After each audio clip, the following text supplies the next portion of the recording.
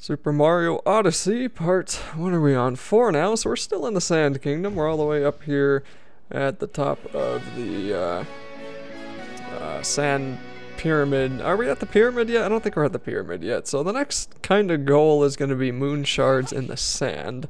And in this video, we only get, I think, 3... Okay, did I say this was video 5? I meant this was video 4. So we only get 3 moons, and we get moon shards in the sand. And then there's going to be the moon for herding sheep in the dunes and lost in the luggage. So if you haven't noticed, down in the description I'll have a list of the moons that I'll be collecting in the video. And at the beginning of this game especially, I'm just kind of like looking around the worlds because these views are amazing. It's so much fun what Nintendo is able to do now with HD. And I mentioned that before, so I won't talk about it again, but I love it. Finally, you know, HD 3D Mario game, and we had that with on the Wii U. We did already have one, but not like this. Not quite like this.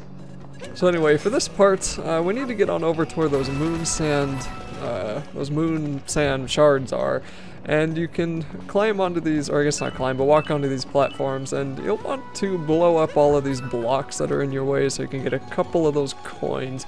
You can always come back here later if you miss some coins, but I think it's better to get all the coins that you can just so you don't have to come back and basically replay the level to collect all of them. But there's gonna be quite a few coins around, and I have no idea where most of them are, so that's gonna be kind of a problem when it comes to 100%ing, I'm sure. But it seems so far the coins are only used to buy stuff, and I don't know if you get something for buying everything, because I haven't bought everything yet at this point, but I would imagine something happens. But then again, Nintendo is usually very, very bad when it comes to rewarding you for your massive amounts of effort, which I'll complain about in a second. But here, if you take over this weird tiki looking guy and you put his sunglasses on, it will reveal some of the pathways that you can take here.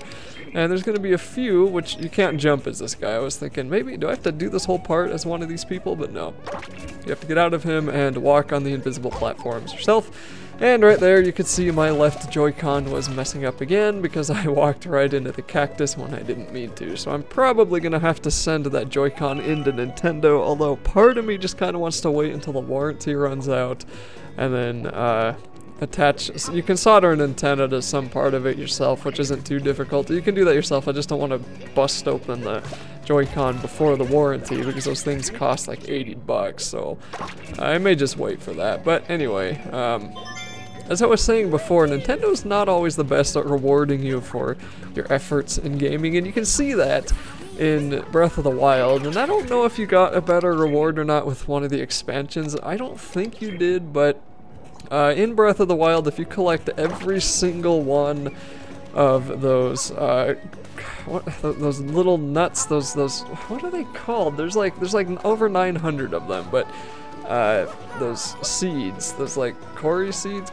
seeds, whatever those are, you know what I'm talking about. If you collect every single one of those, you don't get anything really in return. The same thing if you finish all the shrines, spoiler alert, all you get is the original hero outfit, which is cool looking, but it's not really that great, you know. And Nintendo's always been like that. They 100% the game, and then you get not really anything in return. I mean, the most annoying thing to me was in Mario Kart 8 when I 3-starred every single cup on every difficulty and I got nothing. I didn't even get a recognition. I didn't even get recognition for it. The thing I think it was trying to give you was the golden Mario Kart, but you can unlock that long before you 3-star every single cup. So I thought that was just dumb. I mean, even on Mario Kart DS, when you 3-starred everything, you unlocked a new challenge mode, and you got a new home screen. When you loaded up the game, it was a new opening screen. So I don't really know why they didn't do something like that in Mario Kart 8. It just was like, okay, yeah, you 3-starred it. That's it.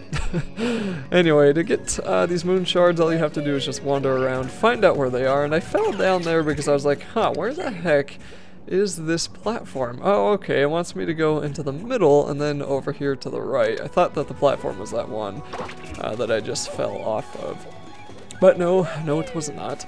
You will want to remember where a couple of these things in this level are. So for example, that P switch underneath that ice block, once the ice melts when we get a little bit further into this world, come back here because something happens when you walk on that. Now, I would tell you what, but I don't actually know because I haven't been back here. But keep an eye out for stuff like that just so you can come back later, just so you don't forget that they're there.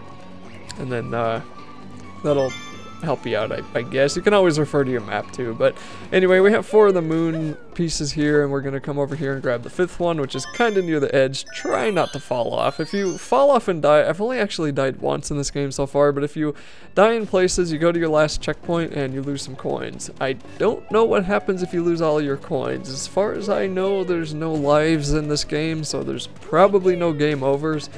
I hope that you just lose coins and that's your motivation not to die, because coins are useful for buying stuff, obviously, like more moons. But I'm hoping that when if you like have 0 coins and then you die, it's like an instant game over, account deleted, and you have to start totally over. I would imagine it's not like that, but just try not to die is basically the goal here. So the next massive objective is going to be showdown on the inverted pyramid, and we don't actually do that until the next video, so we're going to be heading on over toward the pyramid and doing a few things on the way there. It's kind of going to be pretty interesting. I mean, it's weird how they can pack the number of moons that they did into this world, but it's a desert. I mean, most of it is empty, so if you jump onto this, whatever this thing is called, these binoculars, we can just take a quick look around, see, okay, there's a guy, there's an actual human male standing in a Mario game. That is unusual, besides, of course, Mario and Luigi, but of course we all knew that from the trailer, so that's not too surprising now. But anyway, you talk to these skeleton friends and they will tell you that the binding band is at the bottom top part of the pyramid, because it's inverted, so I guess the bottom is the top, whatever. But anyway, binding band is in there. We obviously have to try to prevent Bowser from picking it up, and that means we can learn a few new moves first, like rolling. So if you shake the Joy-Cons, you'll start rolling around, or if you just use ZR and, or what did it say, ZL and Y, you can just roll that way without the motion controls. I don't mind the motion controls in this game because they're not that annoying, but sometimes I'm a little bit surprised this game relies so heavily on them. But I guess it's pretty cool to show it off, so, you know, it's not too bad though. I mean, it's totally optional, but it is a lot easier if you use them. Anyway, for this guy, he needs 3 of his sheep, and you can get the sheep into there either by walking around to herd them into his pen, or you can just whack them with your hat. And if you hit the sheep into one of those cacti that are surrounding his pen, then the sheep will take some like, ow, that hurt, and then run off really far, and you'll have to go and get them again. So try to avoid the cactus. I think I end up doing that here. Yep, he runs right into it. Oh, I barely hit it, and then he's like, okay, that hurt, I'm gonna run this way. Almost totally over the hill, and, well, that was kind of annoying. This kind of reminds me of that sheep herding at the beginning of Twilight Princess, which, when I was younger, that was way harder to do than it is now. Remember that stupid sheep herding thing was just like, really, why is this in the game? But now that whenever I go back and play Twilight Princess again, that part's really easy. So anyway, here's the 3rd sheep, and also that shiny spot is going to be the 3rd moon in this video, because once you ground pound there, a moon is going to come out of that place, and that'll be the one that is called the Lost in the Luggage, so keep an eye out for places like that you'll be able to ground pound. But other than that, there's not a whole lot else going on in this video. Once you get all 3 sheep into the pen, he's going to give you your moon, and then we're going to go get the 3rd moon, and then that'll be it for part 4, and I will continue on in part 5.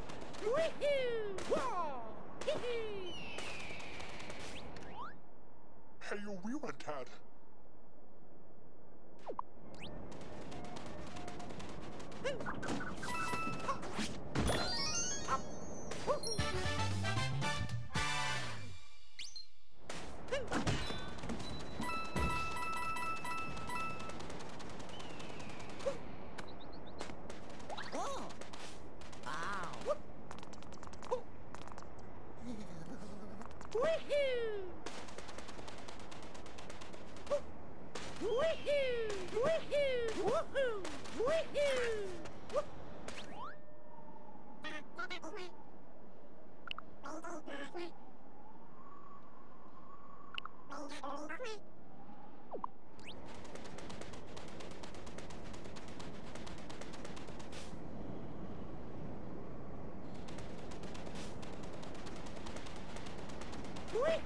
Woohoo!